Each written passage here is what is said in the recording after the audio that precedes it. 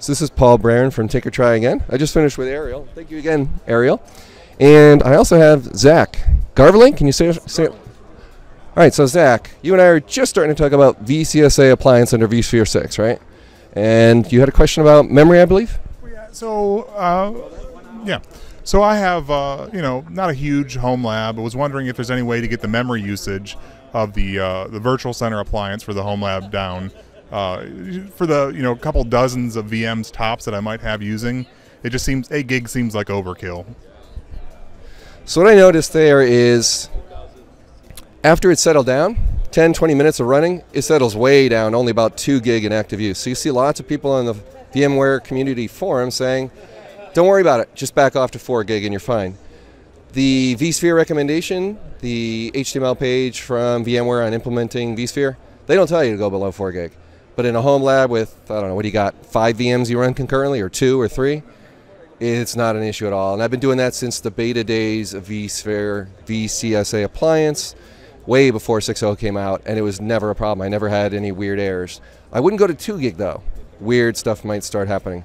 How much RAM do you have in your home workstation or home, whatever you're using for a lab? Well, I have 2. One has 32 gigs and one has 8. So how many years ago was that bought? One was just bought, but the older one is about 3 years old.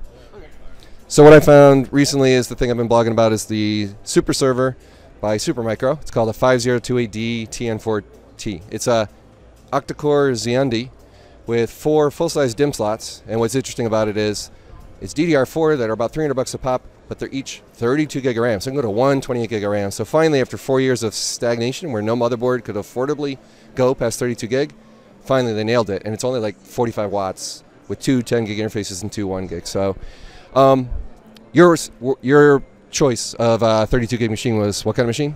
It's a Supermicro with a Xeon. It's a used one actually. It has a Xeon X30. I can't remember it's an older generation. I just got it cheap. So the Supermicro people here, I'm actually meeting with some more of them later this week. How have you found the iKVM experience? Their out-of-band or IPMI management, the remote console stuff. Do you use that? Mine's older, but it does have it, and I love it. It's great. It's been really good. How about Java? Any annoyances there? It's a little wonky when you start it, right? Yeah, Java's always been a problem, and I use a lot of KVM at work, and it's just something I have to think about before I use it. Make sure I got the right versions, and make sure it works. So like HP ILO or something like that, or Dell, or? Oh, Dell and Cisco is what I usually use. Okay. Yep. Maybe someday I should be HTML5 embedded or whatever. We're seeing a whole lot of that at this show for all those new startups. It tends to be HTML5. Security, though, and mouse and keyboard, and then hooking up USB to it, it's hard to imagine that going, and that's where Java comes in. Right? I think we're stuck for a little while longer on that.